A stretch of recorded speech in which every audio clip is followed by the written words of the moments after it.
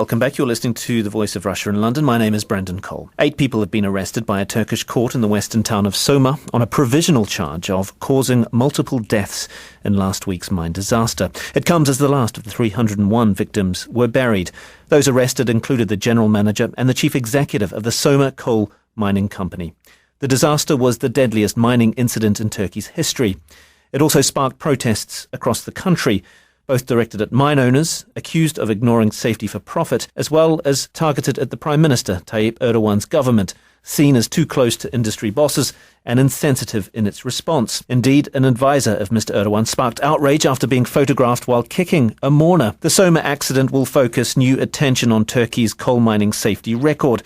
But Mr. Erdogan does enjoy considerable popularity in Turkey, and his country has had eye-watering economic growth. Mr. Erdogan himself managed to shrug off allegations of corruption, and his ruling AKP party did well in this year's municipal elections.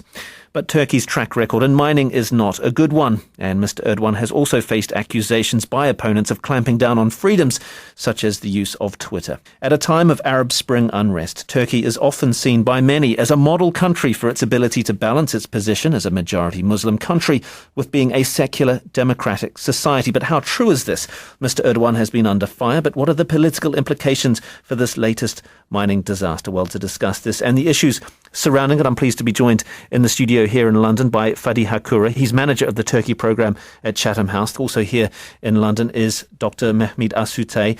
He's a reader in Middle Eastern political economy at Durham University. And also here is Ayça Çubukçu, who's the programme director at the Centre for the Study of Human Rights, London School of Economics. Also on the line, we're joined by Dr. Can Erimtan, who's a historian and journalist based in Istanbul. Fadi, I'll start with you. The protests that we saw certainly made headlines around the world. How much of this is directed at the government of Turkey, and how much is it directed at the mine owners themselves? I think that the protests we saw initially was out of anger.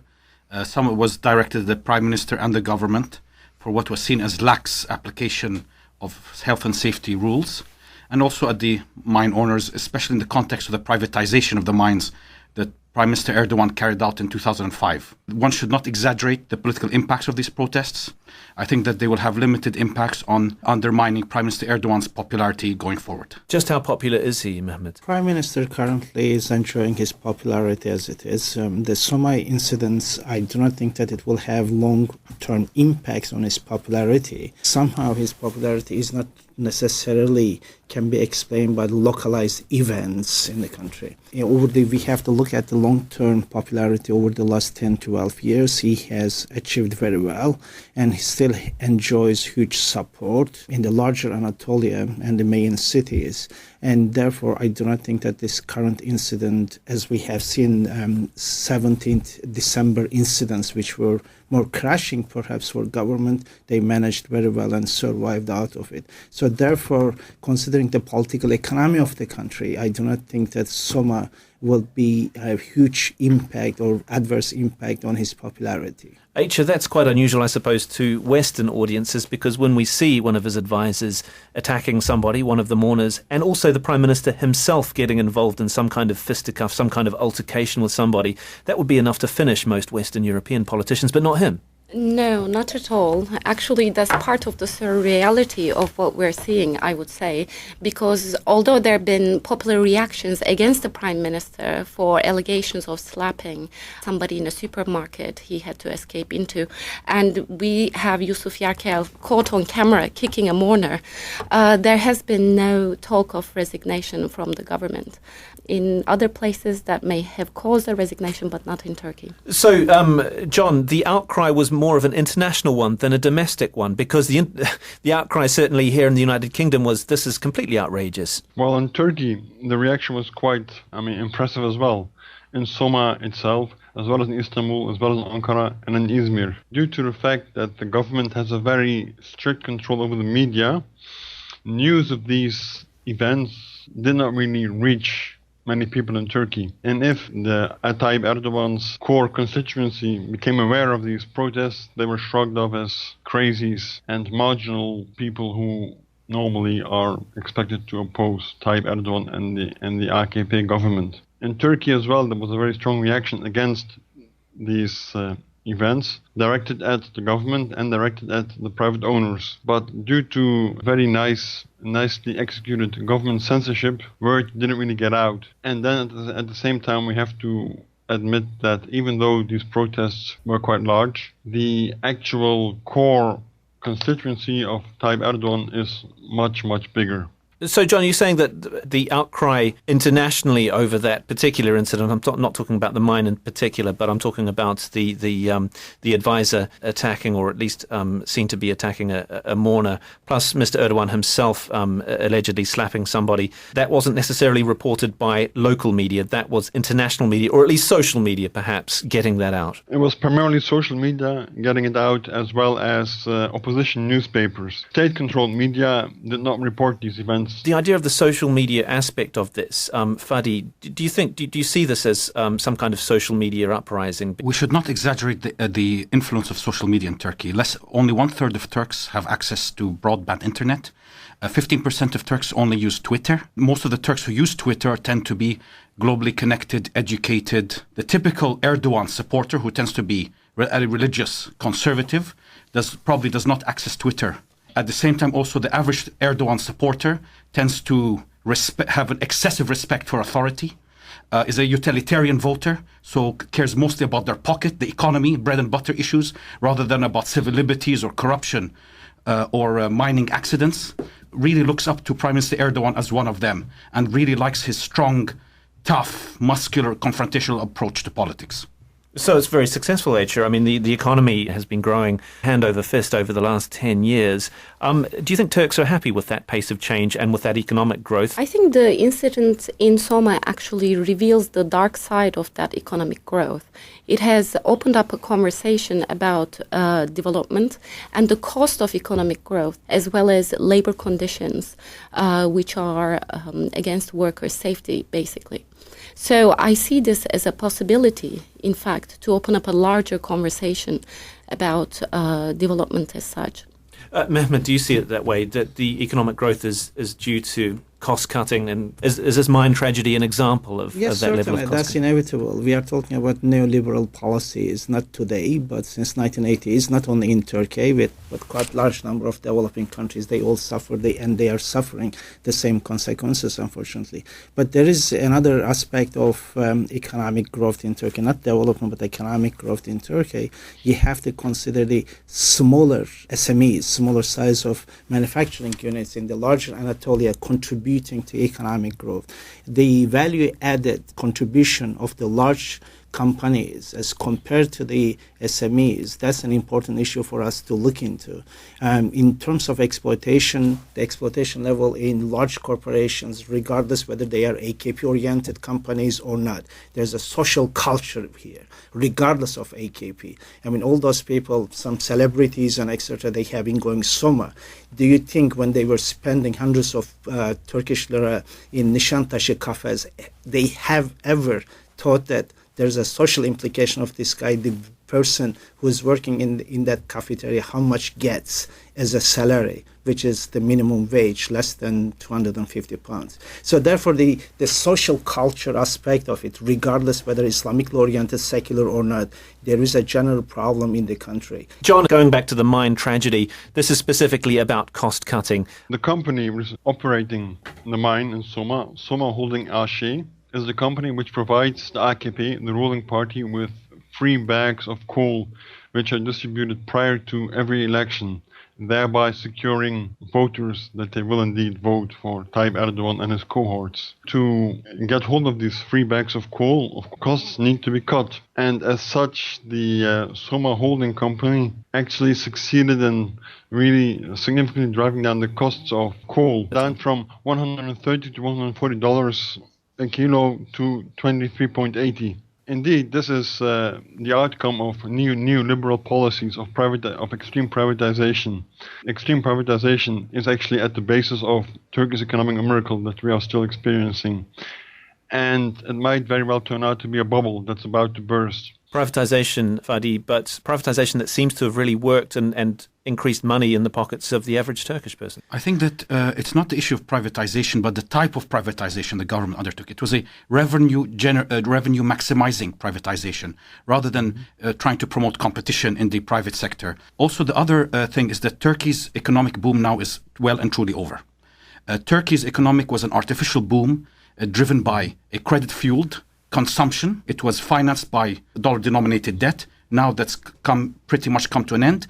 Turkey now has entered a prolonged period of economic stagnation. We're talking average growth rates going in the next 5 to 10 years at least of around 3%, 2 to 3%, which is quite slow for Turkey at its current stage of economic development.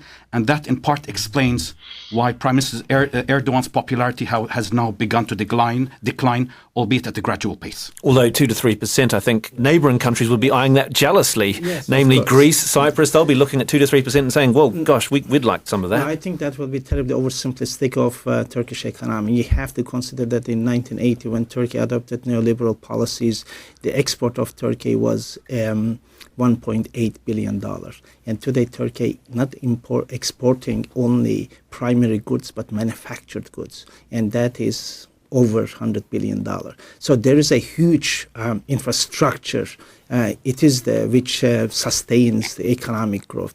Of course, the current government's policies, unfortunately, on the real estate sector will have some consequences, but you have to consider the increased manufacturing and the production base of Turkish economy, which is very well reflected with the kind of goods Turkey exports. If you look at actually composition of Turkey's export profile, actually it's not very encouraging. Over 10 years ago, 5% of Turkey's exports were in the high-tech sector. Today it's less than 2%. These are World Bank statistics. Also, if you look at the raw numbers of export figures in Turkey, they look impressive. But you have to look at them as a percentage of gross domestic product. And there it's been stagnant. It was 23.6% of around a quarter of the economy in 2003. Now it's still a quarter of the economy today. So export growth has simply kept pace with economic growth. That doesn't undermine the existing manufacturing base of the country and the production economy. What we saw in Soma was a situation of subcontracting by the state. So the mine still belongs to the state, but a private company, the Soma Corporation, was contracted as a subcontractor to extract the coal.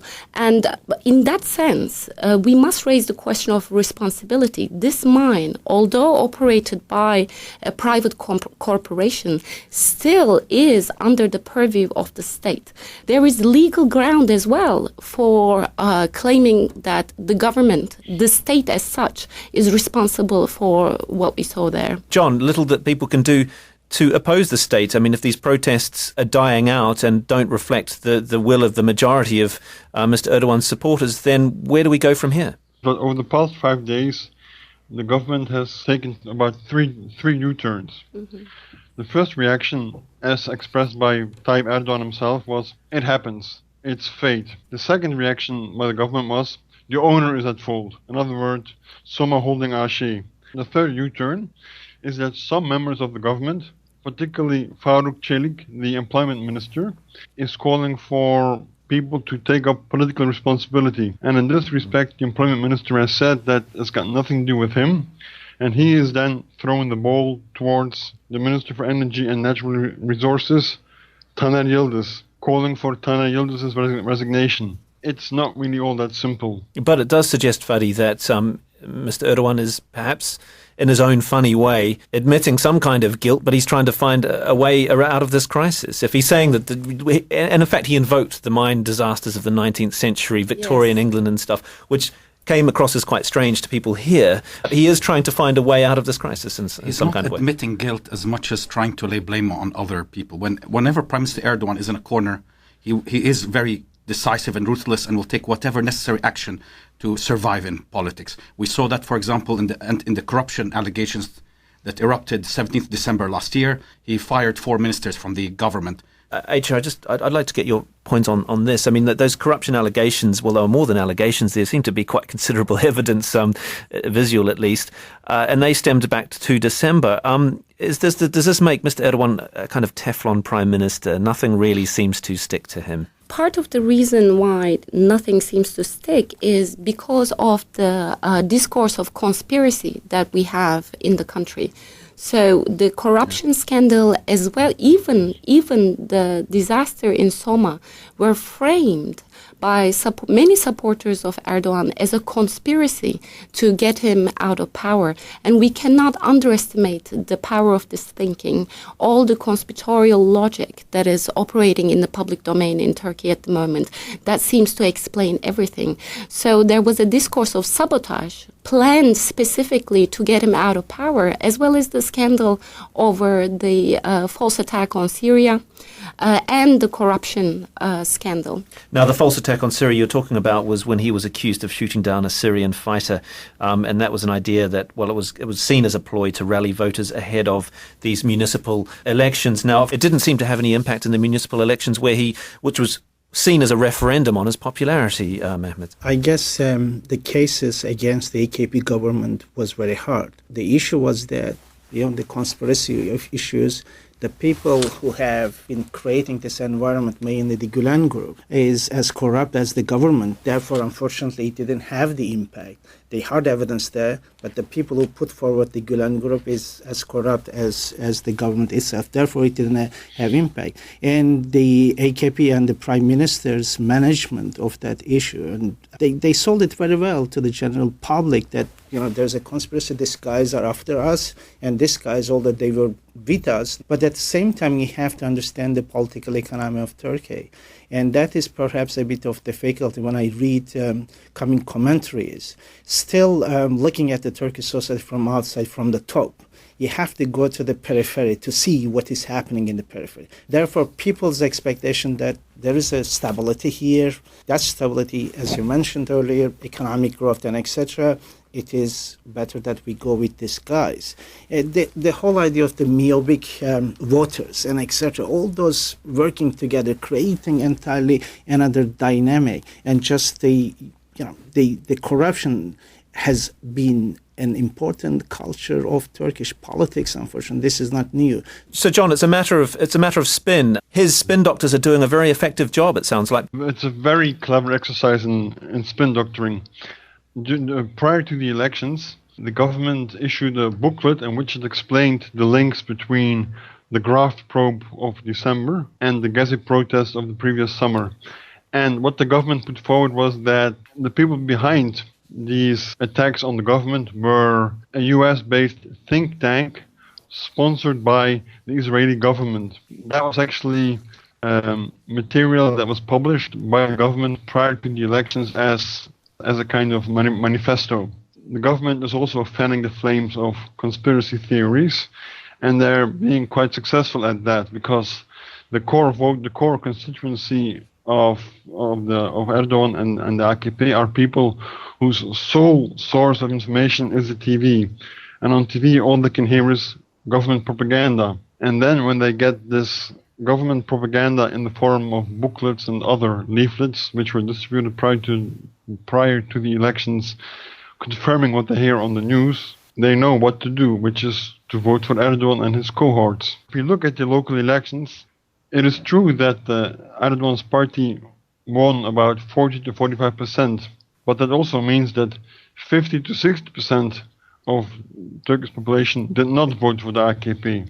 Maybe we should not see the outcome of these local elections as such a clear-cut AKP victory. You seem to be saying, all of you, is that domestically this is having little impact. These protests are having little impact on his power, at least. As a member of NATO, surrounded by some regional conflicts, Turkey is seen as an island of stability, like it or lump it. What does the West do? There's nothing that the West really can do in the absence of a credible European Union accession process, which really does not exist except in name.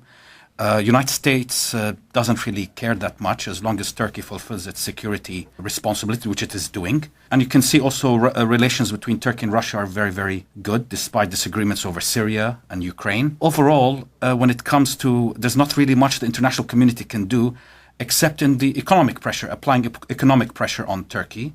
but that's very, very unlikely in the near term. There's a sense in which the Turkish state and the Turkish government are failing in their security responsibility. When you see images of the state attacking protesters so ruthlessly, killing them, wounding them, maiming them, there's a sense in which that responsibility to protect its own population, which is held by the Turkish government, is not being fulfilled. On the contrary. And I see a danger here because part of the success of Erdogan has been the ability to mobilize a discourse of national will. He constantly presents himself as if there was an undivided national will and he was the sole representative of it. So whomever dissents, whomever opposes his rule gets posited as a terrorist, as a provocateur, as a traitor. So this is a very dangerous discourse that positions the opposition in a very difficult situation, although it is not accepted by the people who are opposing the government. Still, the mobilization of the security discourse is very, very dangerous. But world leaders who do that tend to appeal to patriotism and nationalism. Yes. A sense, in this case, of Turkishness. Is he doing that? He is doing that. And actually, one can draw a comparison between Sisi in Egypt and Erdogan in Turkey. It's an almost identical discourse that the two are mobilizing. Although Erdogan is blaming the government of Sisi in Egypt for executing the Muslim Brotherhood, for opposing the movement called the Muslim Brotherhood, he is mobilizing an almost identical discourse vis-a-vis the opposition in Turkey. John, Peace and Democracy Party members have been imprisoned on account of activism. These include mayors, students, intellectuals and so on. What do you think will be the fate of those protesters over the last few weeks?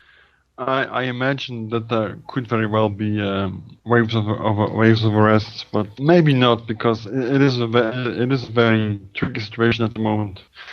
Because many people have died. Official accounts state that 301 miners have perished. But at the same time, there are rumors that in a mine shaft which has as yet not been accessed, 400 to 450 more miners are trapped and presumed dead. It has been put forward by the journalist Ali Tezel, who normally writes on issues relating to social welfare and social security, in that as yet untouched mine shaft. The miners trapped in there are actually Syrian refugees and children who have been employed by Soma Holding to do the same job as the Turkish miners, but for a fraction of the cost. And that for that reason, the government is keeping a lid on this side of the story, which is that the Soma Holding private enterprise is also supporting Erdogan's Syria policy, which is also part of his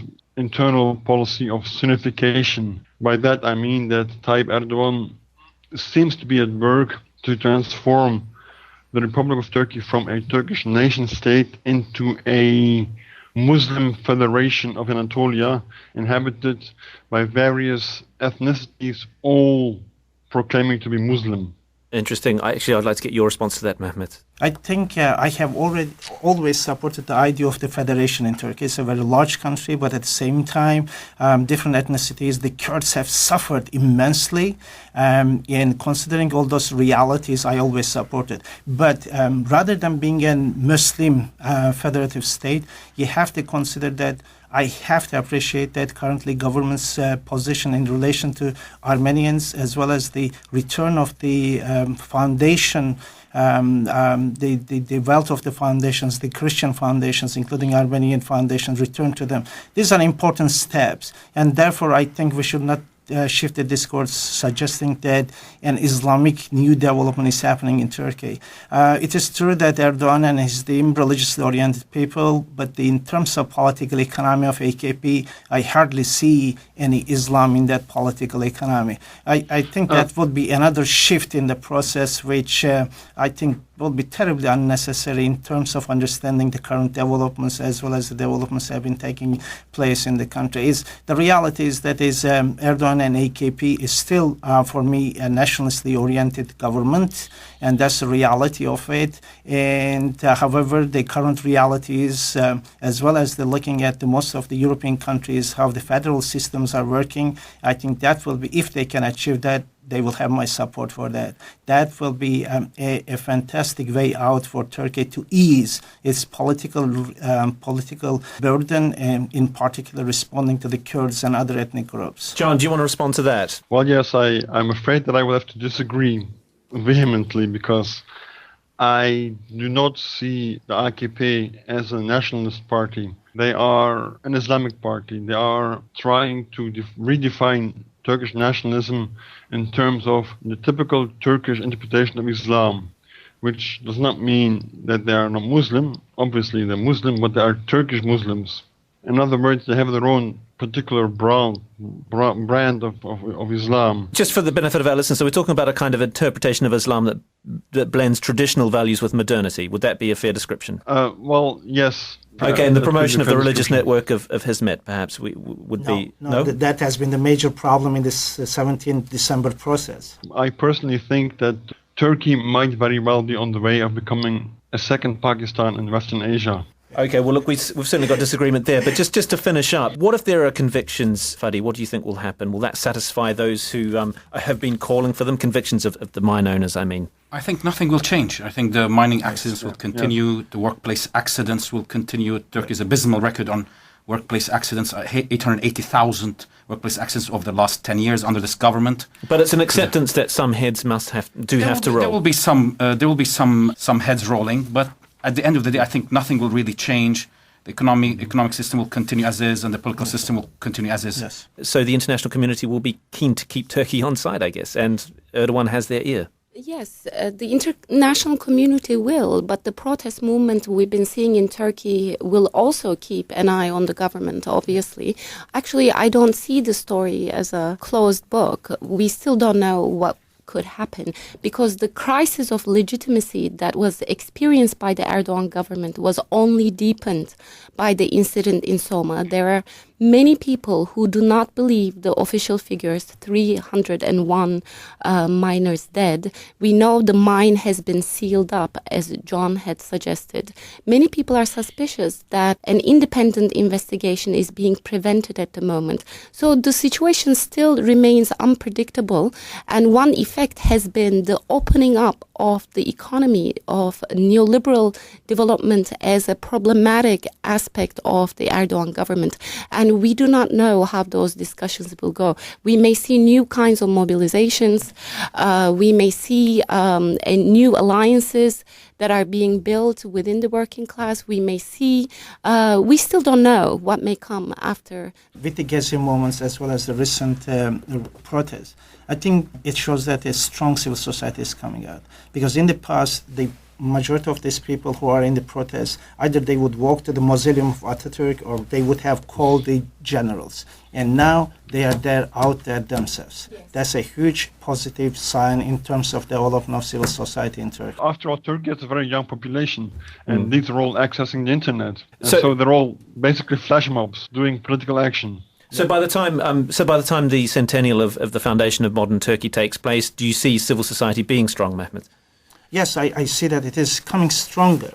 And we have seen that religiously oriented civil society organizations have been coming out strongly as well in different issues. So there is a development, but most importantly, I think the secular segment of the protest. In the past, they would have called, we are the soldiers of Mustafa Kemal and etc. on the streets, but now no. They are out there as part of civil society rather than finding refuge in the militarism of the Kemalism. Fascinating stuff. Well, that's all we've got time for. Sadly, we've run out of time, but many thanks. That's Dr. Mehmet Asutay, who is a reader in Middle Eastern political economy at Durham University. Also joining me here in London, Dr. Ayça Çubukçu, who's the Programme Director at the Centre for the Study of Human Rights at LSE, and also here Fadi Hakura, Manager of the Turkey Programme at Chatham House. That's the think tank based here in London. On the line from Istanbul, Dr. Can Erimtan, who's a historian and journalist in Istanbul. Thank you very much much for joining me, Brendan Cole, on The Voice of Russia in London.